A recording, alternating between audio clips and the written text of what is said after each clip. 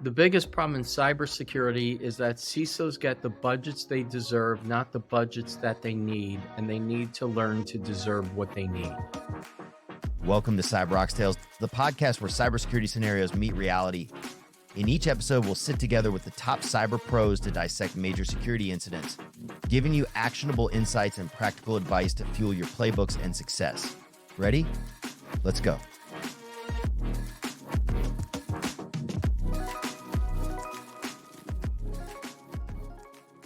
Hi, I'm Neatsun Ziv. I will be your host today at Oxtales, where we're going to talk about communication of risks. And today I've got with me Ira. Ira, you wrote 7 books on cybersecurity. So tell us a bit about yourself. So let's see, my first job, I graduated as a psychology major. And as I joke, the only people that would hire a psychology major was the US government. So started out as an intelligence analyst at NSA, ended up hating that job. I had really good computer aptitude according to all their tests. So they said, would I like a computer internship? And I was like, sure. So got cross-trained to be a computer systems analyst. Then over time did a bunch of different things. For those people that actually know what I'm talking about, I could joke that my first computer was a Cray doing cryptanalysis. There was that. I ended up as a fluke going into cybersecurity because I left the government to work for a government contractor. And one day they said, instead of going to the Pentagon, can you make a few phone calls? And 3 days later, I had control over one of the world's largest investment banks. And that was fun. I wrote a paper about it. It was called The Seminal Work in Social Engineering. And I joke I had to look up what seminal meant and what social engineering meant. And then I ended up doing a lot more of this stuff. And I ended up starting my own company that I eventually sold to HP and was chief security strategist at HP for a while. Then when I'm back on my own, started another company that focused on the human aspects of cybersecurity. Then I became a CISO for a company because I was never a CISO before. Then I was recruited to be chief security architect over at Walmart. And now I'm the CISO at Cybersecurity, which is an Israeli company focusing on what I call cyber risk optimization. And then, like you said, it's a 7 and kind of a half book along the way, because I also wrote my chapters from Security Awareness for Dummies were included in Cybersecurity All-in-One for Dummies. Okay, so this is a great segue towards today's topic, which is going to be cyber budget, the topic that we all like. Mm-hmm. And we're going to reference this, especially from risk quantification. And when we've done the preparation towards this episode, there was one sentence that you said that really caught me, which is CISO gets the budget they deserve and not what they need. They need to learn how to deserve more.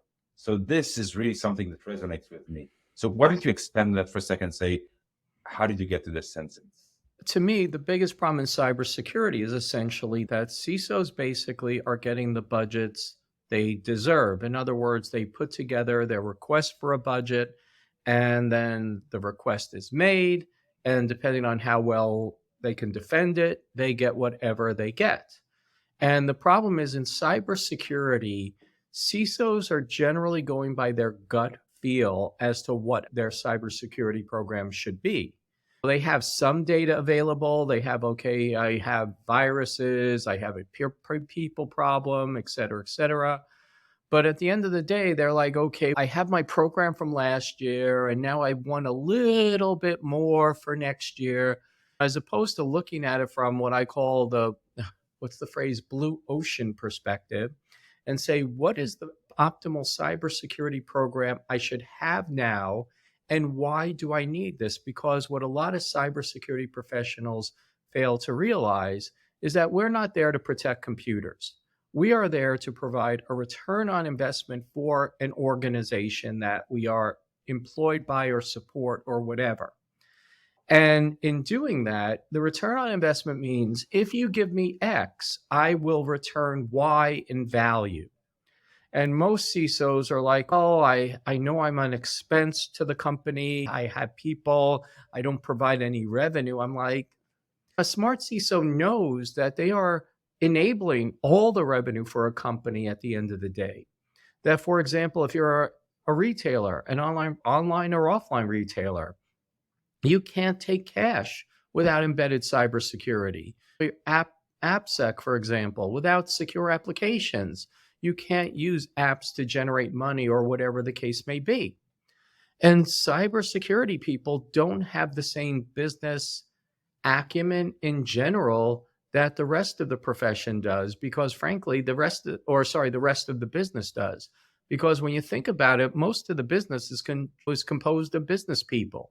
You have a CFO who's a business person. Their degrees in accounting in almost all likelihood, and they have to go ahead and generate, plans based upon what's the return on investment. They have hard numbers. Likewise, a chief operating officer, they control operations. They know, okay, if this happens, I make Y. If I want a new factory put in, as an example, I know the factory is going to cost me X, the downtime is going to cost me Y, the training for the new factory is going to cost me Z, et cetera, et cetera, et cetera. Then they go, however, once this is all in place, yes, I know I'll have a loss in the meantime, but within 5 years, I will have made up the cost of the new factory on top of generating extra profit to the organization. CISOs have never generally received the training. They don't have the tools to generally help them do this usually. And this creates a problem where a CISO, like I mentioned, is basically going, I have my budget from last year. If I get a little bit more, maybe I can improve it. There's a new regulation. Maybe if I get a little bit more money, I can be compliant to the new regulation or PCI or whatever. But there's not a scientific basis for what they actually need to do cybersecurity right. And frankly, part of the reason is they don't know what is right. They don't know that what if you bring a new tool in, what is the return on investment to an organization? And that's how they should be justifying their cybersecurity program. That's how they deserve what they need. They say, if you give me X, I will return Y. This new countermeasure costs this, but will increase loss by that. Decrease loss, not increase loss. But I'll stop there because I can beat this to death and go on with example after example. But again, we need the cybersecurity profession, and especially CISOs, to understand business and how to calculate return on investment for their efforts. And frankly, unfortunately, most CISOs don't understand that they are a return on investment. They treat themselves, I say, why is a CISO a loser? Because they treat themselves like they're a cost that's a necessary evil, as opposed to something enabling the entire organization, which generally they are, but they don't perceive it that way. So anyway, there's my soapbox. So there are two different problems that you're raising here. One is that by definition, this is the current, I would say, norm, that security is a cost. It's not an enablement. And the second is you're raising a model saying, how do I even say what is it worth? You're saying I will enable your business, but what is it worth? $10, $100, $100 million? How do I even create the structure for this? So yeah, you've got an idea, and I think that there are a few standards out there. Maybe you can help us understand this, and then we can talk about communication of this. Okay, so part of the problem is, what do they generally have out there that's available? You, for example, have the FAIR model, and what FAIR does is that does cyber risk, and the key word is quantification. Cyber risk quantification says, what is my overall risk? Where is my risk comes from? What is the value of the assets, and what's the likelihood of exposure of the assets? So just in general, if you say, for example, your cyber risk is $100 million, just making up a number, and the likelihood of exposure is 80%, you therefore have $80 million of cyber risk in general. And so that's what they talk about in cyber risk quantification. And in some levels, that's important. But the problem is it's hard to justify it, and make it actionable. For example, FAIR in general. FAIR is a decent model. As a model, it's a framework. But you have to make a lot of guesstimates to do it right. They say evaluate the skill level of the threat from 0 to 100 as an example. So what do? Say APT 29 is a 78, while AP Fuzzy Bear, whatever APT number that is a 32 or something. And this hacker group like Ragnar Locker is a 57. Those type of things. There's a lot of guesstimates. It's not exact, but it tells you what the risk is.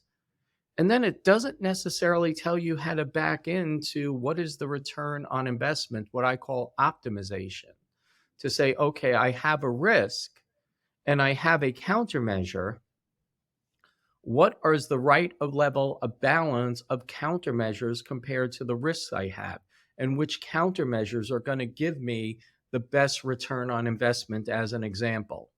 So what you're saying is, instead of inventing numbers saying my risk for Fuzzy Bear is this, what you're suggesting is another method. The problem is FAIR is a good framework, and on a high level, it's accurate. But at the same time, there's so many other mathematical principles to develop. Like, for example, the whole concept of AI. AI has been around for, I don't know how long. I was almost doing AI when I was at NSA back, way back.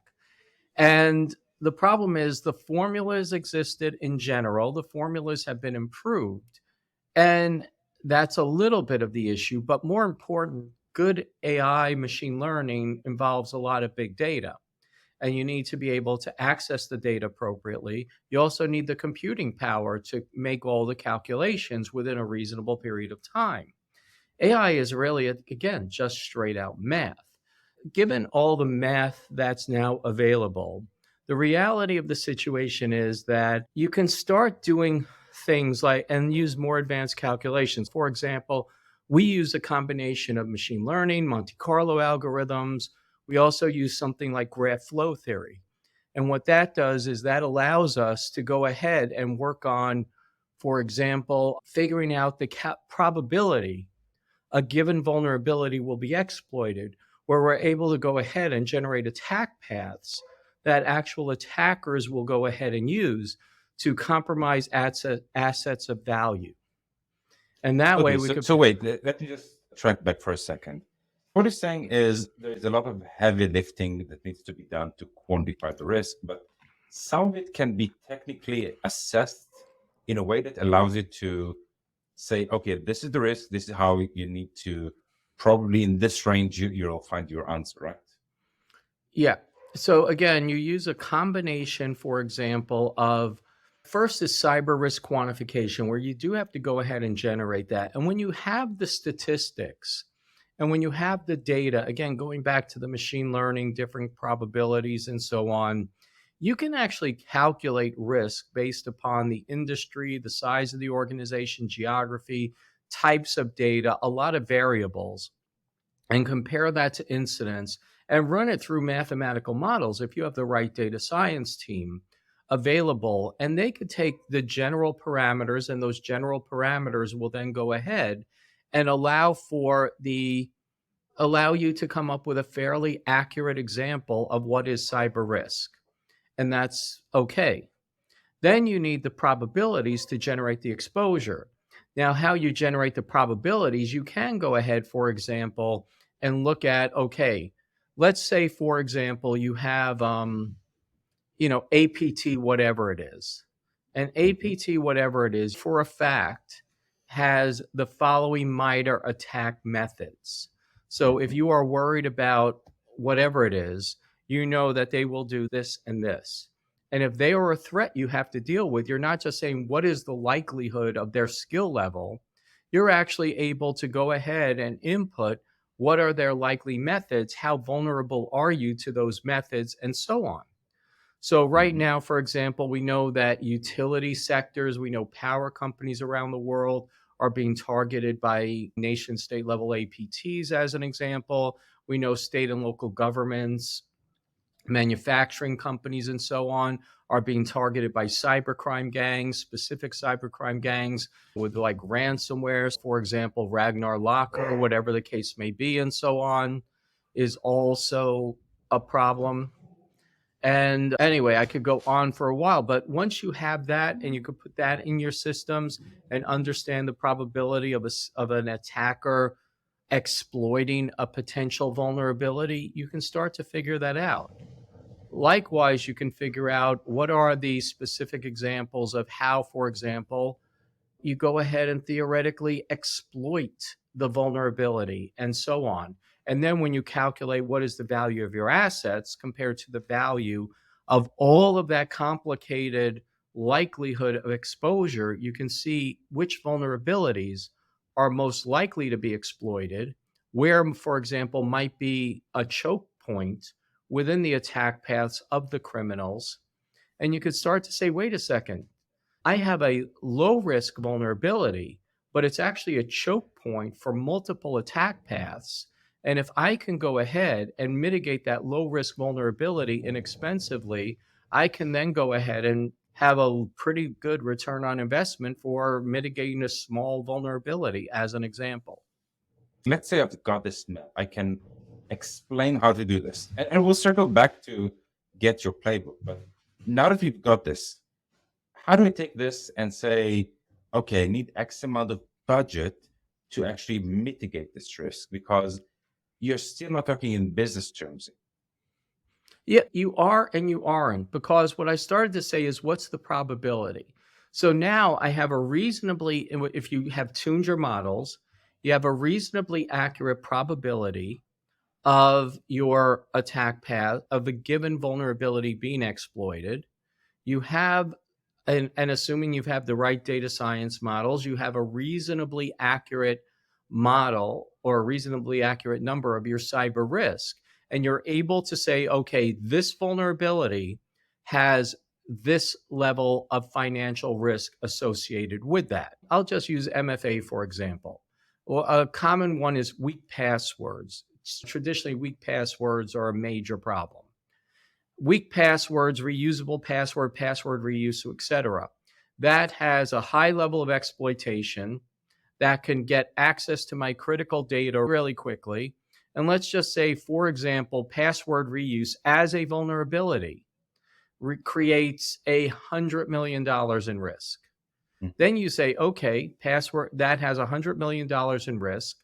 Now I have multi-factor authentication. If I implement multi-factor authentication into my organization, I have to calculate the cost of the tool. I have to calculate the resources, like how much time do my people need to implement individually and so on.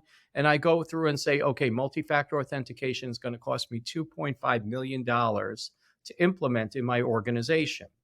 And you're able to say, here is my $2.5 million. And $2.5 million is going to mitigate $100 million worth of risk. And at this point, you're saying you need to give me budget of 2.5, and I will mitigate a risk that you never heard of before.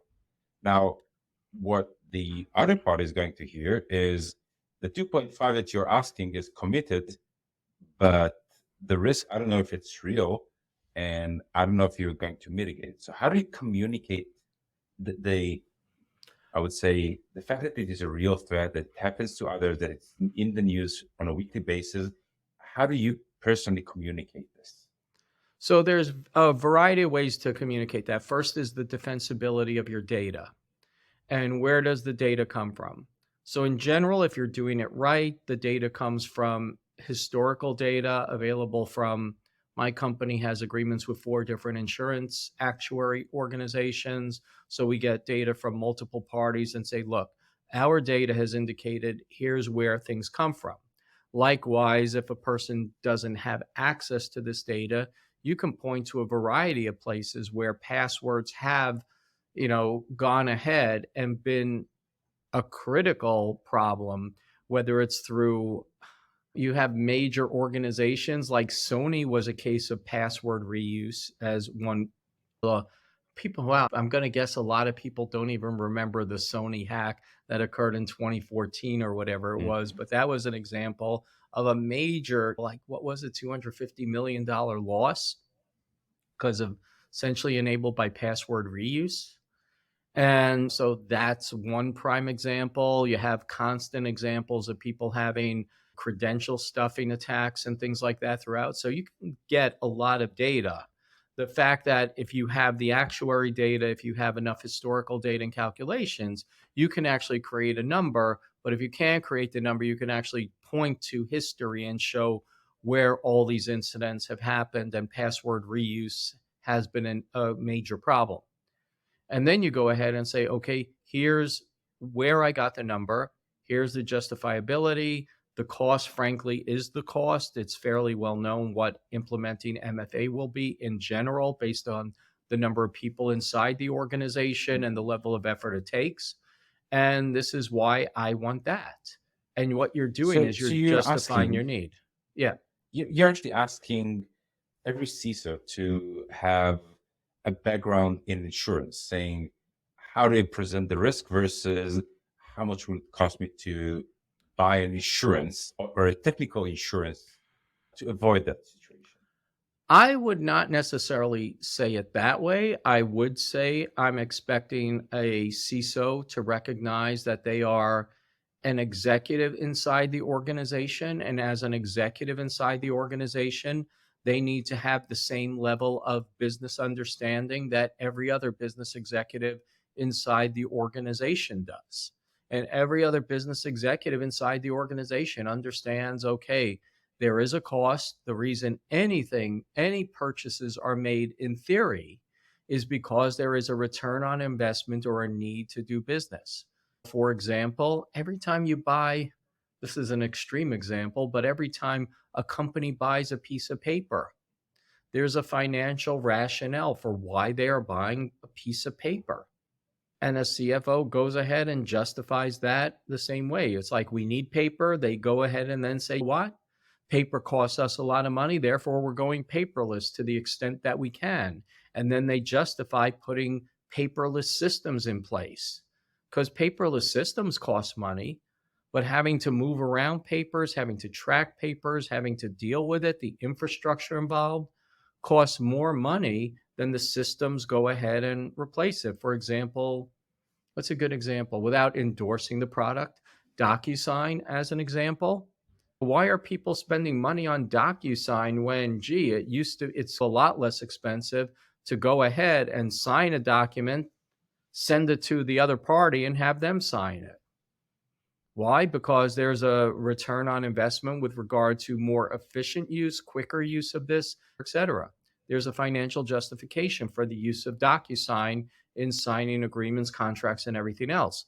Now, in cybersecurity, if a CISO wants to go ahead and get the budget they need, if they want to be taken seriously and have a quote unquote seat at the table, they need to understand the language that's being spoken at the table. And without understanding the language at the table, one group of people might be speaking English, the other group of people, and the CISO is speaking Chinese. So your playbook would be start by understanding your assets. After you understand your assets, quantify the revenue that those assets are worth to the organization. Then try to understand what are the exposures that they might have and quantify them, saying what will it cost if this is actually breached, and then the budget in order to defend them. At a high level, that's exactly it. I work for a company that developed a tool that does it, which I frankly, because I've been saying this since 1997. The only reason I joined the company was because I was, for lack of a better way to phrase it, I was putting my money where my mouth has been for 2.5 decades at this point.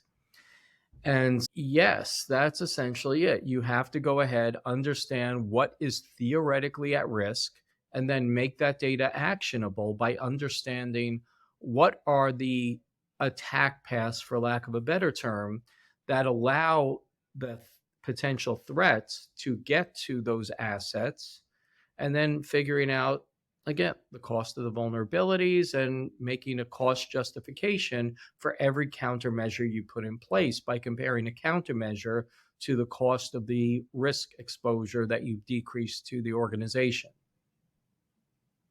Okay. Ira, any last words? No, I think I've said everything. Obviously, I could do cheap commercial plugs, but you've already done a good job of that, so I'll leave it there. I think I've asked you all the right questions in order to pull the right direction. I hope it was as you expected. Yep. That's a wrap on another episode of CyberOXtales. If you enjoyed today's episode, don't forget to subscribe, leave a review, and share it with your peers. Visit us at ox.security/podcast to access all episodes and exclusive content or wherever you listen to your favorite podcasts.